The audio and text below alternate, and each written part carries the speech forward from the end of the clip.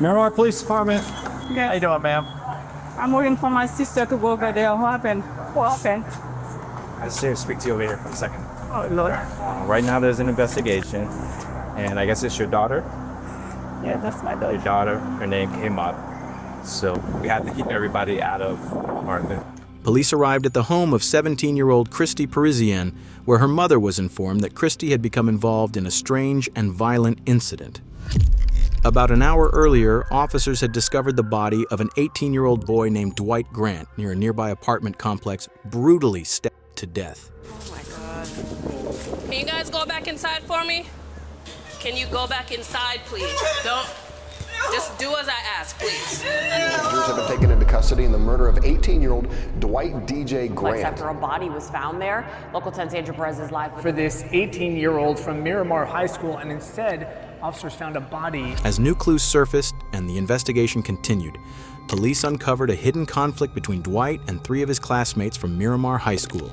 Now officers needed to track all 3 of them down as quickly as possible to figure out what had really happened, what each of their roles was, and more importantly, why. But what detectives were about to learn about how this murder happened, why it happened, and just how complicated it truly was, turned out to be far more shocking than anyone expected. You can't get away with nothing! There's cameras everywhere.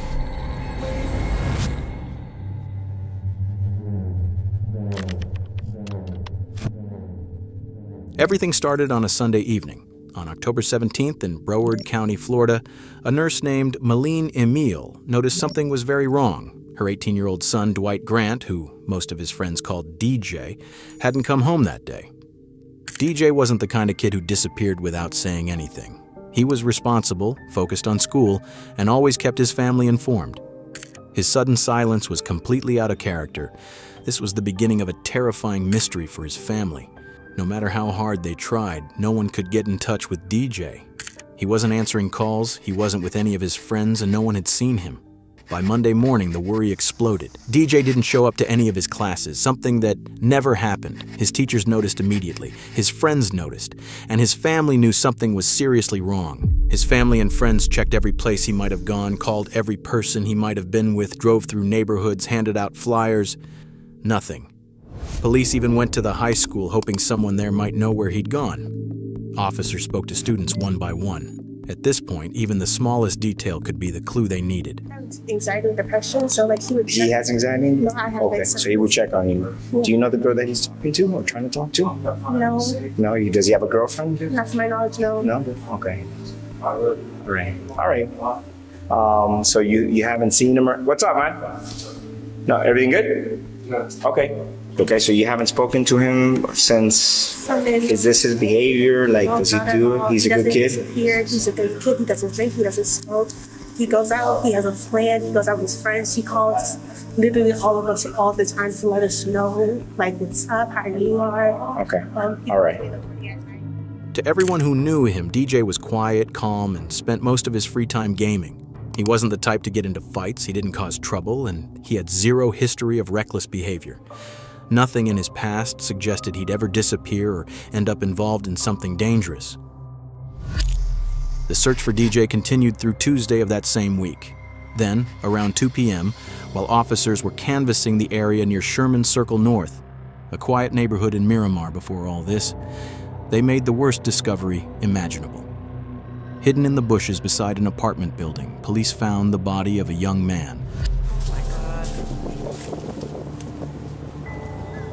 Let me step back. The body was found just outside the apartment building where DJ lived. All that time, he had been there, right near his own home. Officers were led to the body by scattered bloodstains on the sidewalk. From an initial examination, the body had 2 fatal stab wounds, one to the neck and one to the chest. A knife was also found nearby, hidden in the bushes next to the body. Can you go back inside, please? Don't. Just do as I ask, please. In a few minutes, an officer will come talk to you. Go back inside.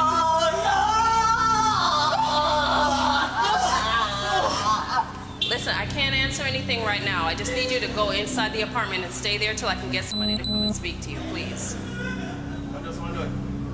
Listen, what did I just ask? Just Give us a few minutes and somebody will come and talk to you. Just give me a few minutes. Go ahead and go inside.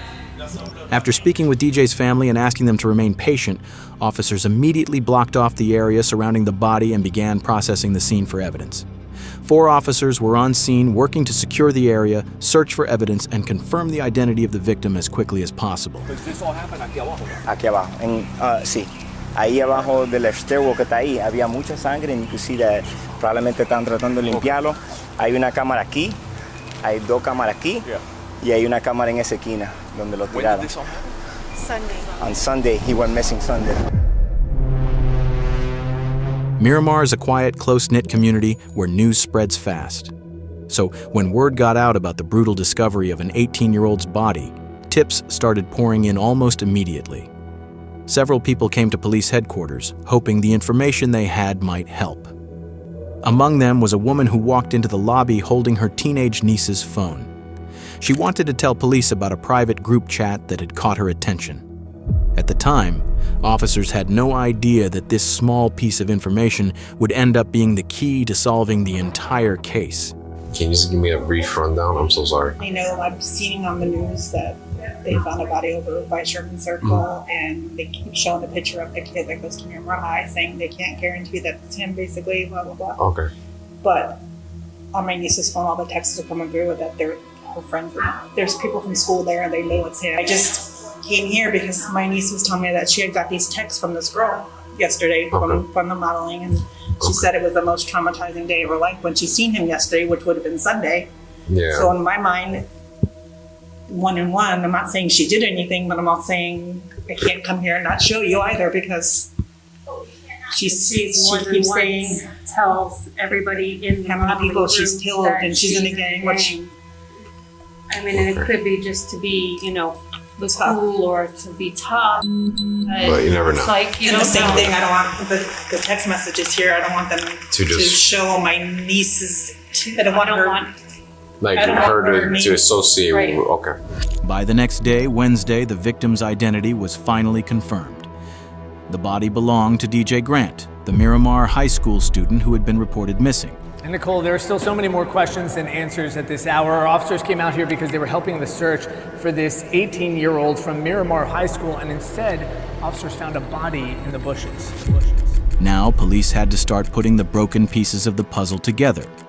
The evidence from the crime scene, and more importantly, the group chat that the woman had brought to them. Inside the chat, police found disturbing messages linked to 3 teens, 3 names that within hours would become central to the investigation. 17-year-old Andre Dexter Clements, 16-year-old Jaslyn Smith, and 17-year-old Christie Parisien. Without wasting any time, officers began tracking them down. Christie was the first person police went to. Miramar Police Department. How you doing, ma'am? So, right now there's an investigation, and I guess it's your daughter? Yeah, that's my daughter. What we're gonna have to do is we're gonna have to keep you out of the house for now. Me? Yes. Nothing that has to do with you personally, but we have to keep everybody out of the apartment. So if there's anybody else in there that's in there. No, the sister, she's at work right now. But nobody else is inside? No, only 3 of You us. got shoes on? Okay. So we have detectives that are going to get a search warrant. Okay. So right now, we're just going to make sure nobody's inside, and then we're going to close the door. And then we're going to wait for the warrant to get here. And then When I can come back. when who? When I can come back, no? As soon as you're done with the search warrant, then Today, go back in. no? Can I take my phone to call my sister? Is okay? Take my phone? My phone is right there. Can I call her? Because I'm waiting on her to go. Well, right now at this point, we already gave you, notice that nobody can go back inside. Can you take my phone for me? This is right there. By the way, is right there. You see my phone right there? we really got to follow protocol. At this point, officers didn't have a warrant, so they wouldn't allow Christie's mother to go inside the house. She waited outside with them until another law enforcement member arrived with a warrant. While they were waiting, she told them that earlier that day, Christie had left her a voice message about the murder. Because of that, they changed course and retrieved the phone so the message could be played.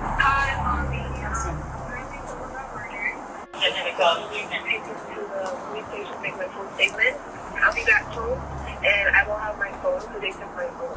So, okay.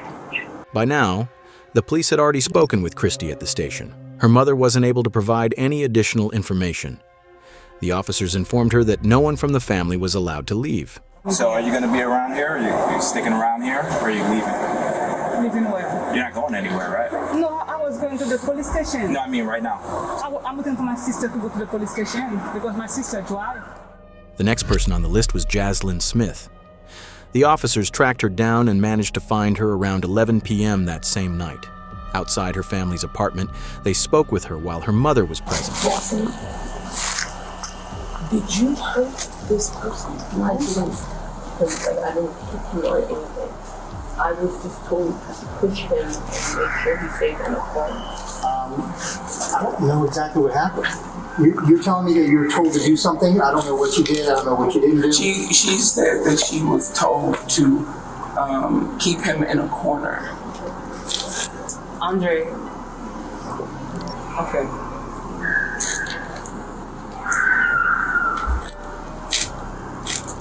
Andre told me that somebody had pissed him off, or somebody was messing with somebody else's girl or something. It had to do with some type of chick. And that he was upset and that he needed some backup for a fight. He told me it was just a fight. Jaslyn had been told to trap DJ in the stairwell. Andre needed backup for the fight, which was apparently over a girl, Andre's ex, who was now involved with DJ. You guys don't have to stay here. You do not have to talk to me. Are you going to arrest my child? No, I'm not going to arrest your child. I want to hear what she has to say, but I wanted to reiterate because I said it to you and she wasn't here. He told me to dress up in all black and follow him. Andre? Yes. I want to do rag and everything. He just said, do this for me. Just help me out with a fight and we're fine. We walked all the way there and walked up the stairway. And Chrissy was there. Chrissy had seduced him from what I know. I was trying to just pretend and forget that it didn't happen. I already knew that something like this was going to happen. I already knew the cops were going to show up sooner or later. And I already started preparing myself for the worst, Ma. What do you mean by preparing yourself for the worst? If they send me away, Ma. According to her, the mastermind behind the whole murder was Andre. He even picked out the colors of the clothes, and the plan was just a fight. Jaslyn clearly tried to downplay her own role and choices.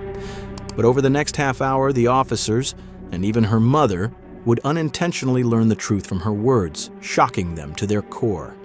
Things her 16-year-old daughter had done were far beyond what her mother could have imagined. Detectives were still putting the pieces together with no clear reason to make an arrest. But Jaslyn knew what was coming. She knew there was no escape, and she had already prepared herself for the worst. Because by everything I've already said, I'm an accomplice, and I know this, and I'm sorry. Come here, I can't. Come here.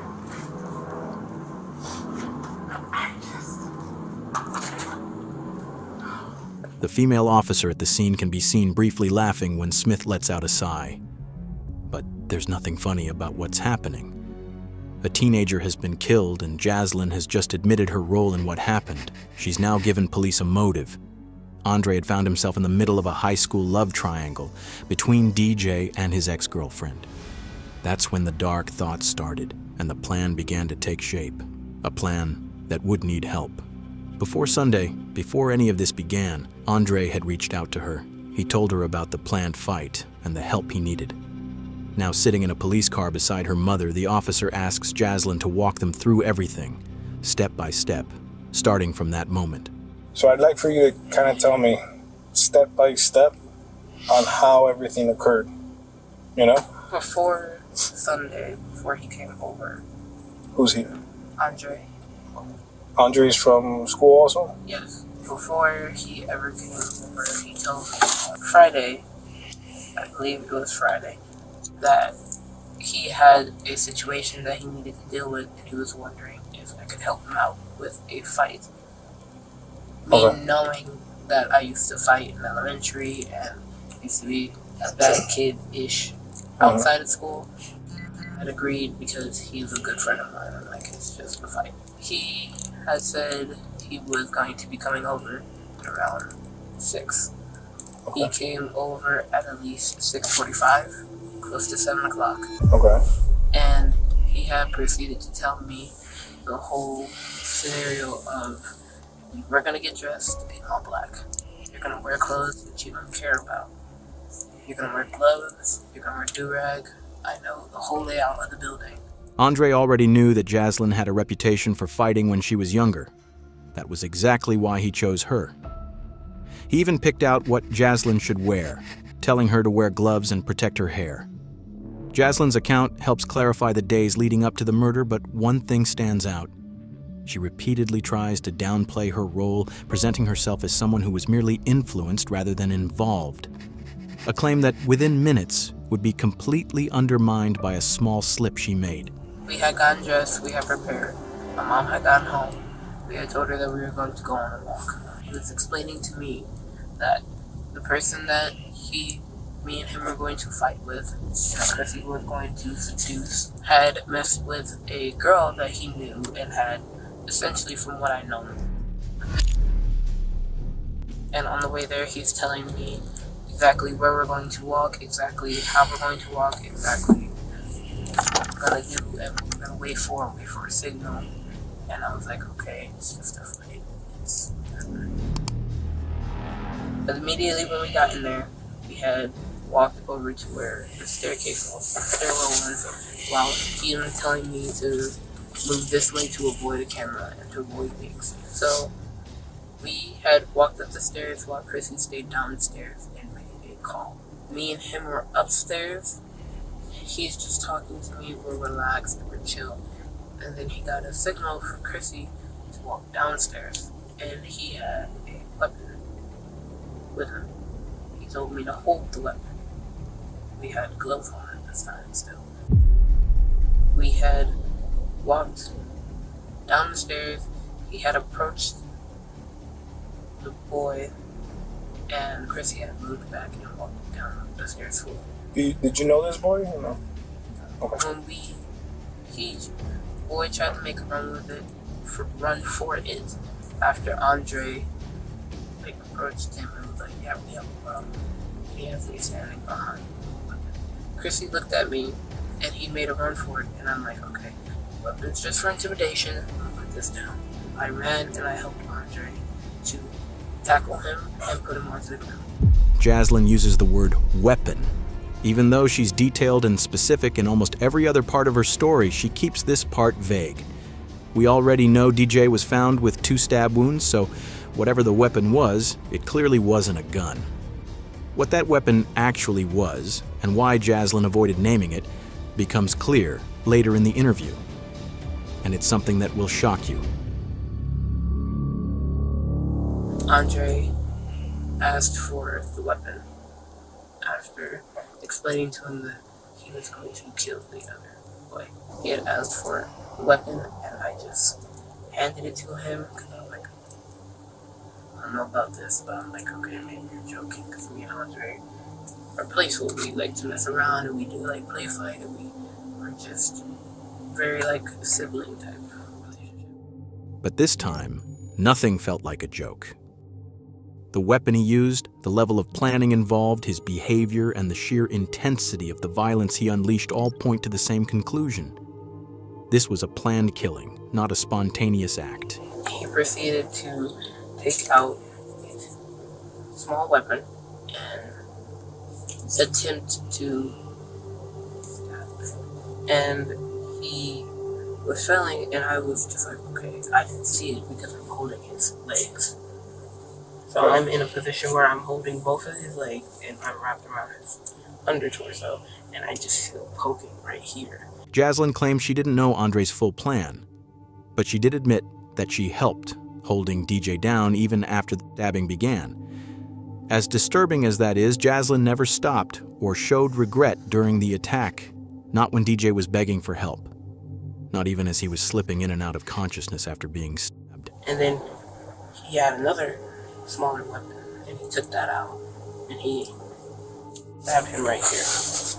Also, the boy was just like, you're gonna kill me, just choke me out or like end it, because he kept now. DJ knew he was dying. Under the pressure and pain he was in, he begged Andre to choke him and end it quickly.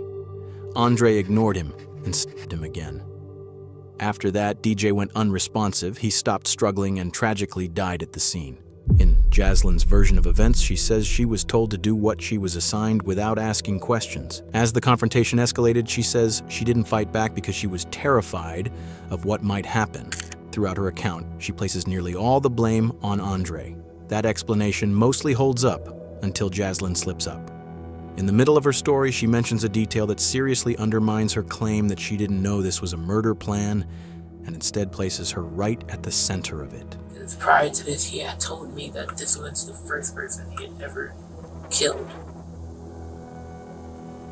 Prior to this, he had told you that? When we were at the house, when we were just talking about the whole plan of what to do, what was going to happen, but he never told me that he was going to kill somebody until at this time. Mm-hmm. Like, this is the first person. I leave it here. I'll ask Chrissy. I'll leave. That single detail changes everything. It shows that Jaslyn knew about the murder plan long before it happened. Now her story starts to crack. It directly contradicts her earlier claim that she had no idea this was meant to be a killing. At this point, it's clear she was far more involved in both the planning and the decision than she had admitted. That's when the officer shifts the focus and asks about the weapon used in the attack. I'm assuming it's a knife then that he had? There is a knife and there is a A longer what? sword. A sword. Okay. A knife is something that can be easily concealed, but a sword isn't. Hiding something like that would be almost impossible. It's hard to believe that Jaslyn and Christie could have been around Andre all that time without noticing the sword. Now detectives finally have enough pieces to start shaping a version of events that's much closer to the truth. But before moving forward, they still needed to make sure the physical evidence matched the story. So you saw the big sword when he first showed up here in the first place? I didn't see it exactly. I only saw that there was a bag with it, and I was like, okay. Because somebody else had taken everything out of the house behind us, and I didn't know where that was.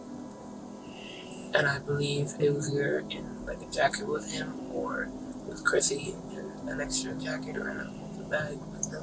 Jaslyn could tell detectives were zeroing in on one key detail. She knew about the sword before they ever left the house, and that meant she knew the plan from the start.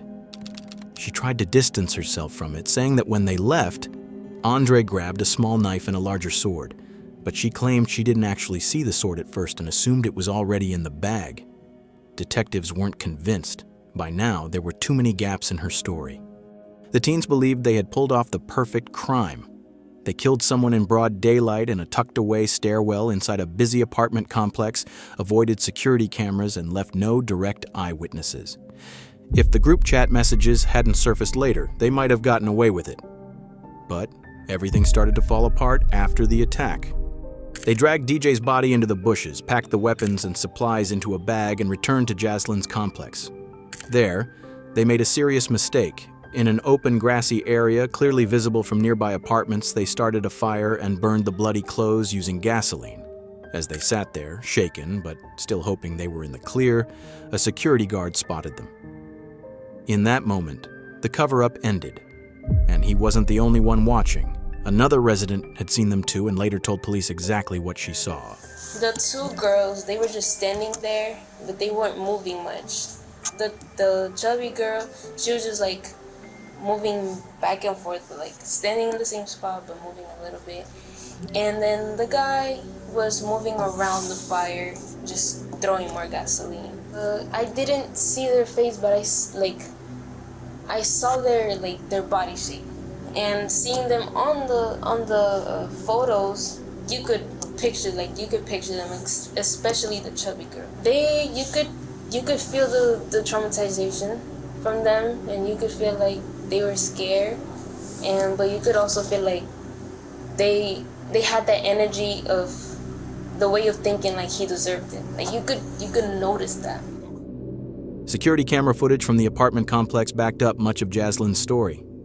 The cameras showed the three teens dressed entirely in black as they approached the stairwell where DJ was attacked. One camera even captured DJ Grant's final moments.